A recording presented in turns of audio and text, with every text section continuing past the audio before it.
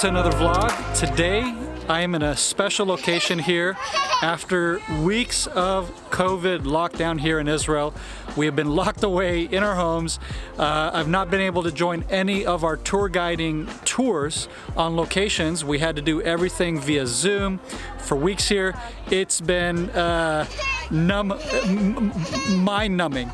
Any case, finally, after weeks of being on lockdown, we got to be released out to go out and enjoy nature. And so I'm here with a bunch of families here enjoying this amazing find behind me. This was a ruin that was actually excavated in 1995. For the first time, as far as I could research, there's not really much known about this ruin here. It's a Byzantine ruin. That much we know is from the Byzantine period. We have some Byzantine architecture here and some designs on the walls here. It's actually had multiple uses. It was also used by the Muslim period to make cotton, and so they produce cotton here as well and process that and so on as part of the Islamic period that was ruling here at the time after the Byzantines. During the Byzantine period, this was an inn that was used to take care of travelers actually that would travel from Lod, which is along the coast, on their way to Jerusalem. This would be a pit stop on your way to Jerusalem. We're about, I would say, let's say 5 kilometers from Jerusalem, not too far away. But back then, you were not driving your car on the amazing highway that we have today that takes you through the hills here and right into Jerusalem, which is right over here. So today, that highway takes you right into Jerusalem, no problem, within minutes. But back then, it was a really long trek. And in fact, this was not the only pit stop. There were a few along the way as you would make your way up from the coast.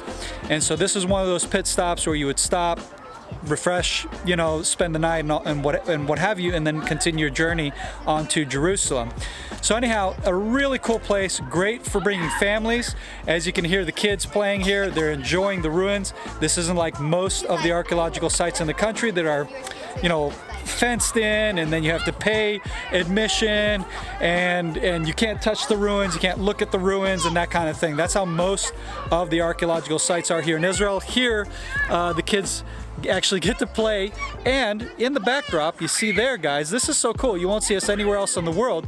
You have the old and the modern all together. This is a new building complex that's being built for the Israeli immigrants that are coming to Israel. That's also exciting to think about, that because Israel is being inhabited again, these mountains that were barren for thousands of years, as I'm looking around here and we were hiking here out in the nature, you have rolling hills, you have a bunch of ancient agriculture, and so these hills were barren for thousands of years.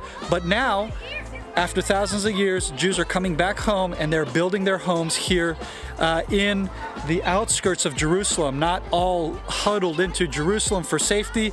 They're living outside the walls.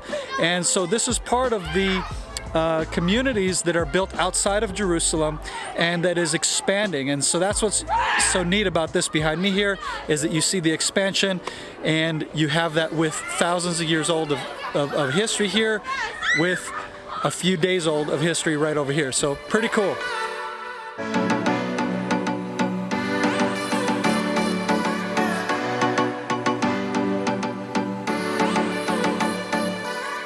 Alright, so right here behind me you have a Second Temple period burial spot that is very common during the Second Temple period, where people would be buried into the cave of the mountain or into the bedrock of the mountain. As you can see here, it's built right into the bedrock, and that's just very common for that time period.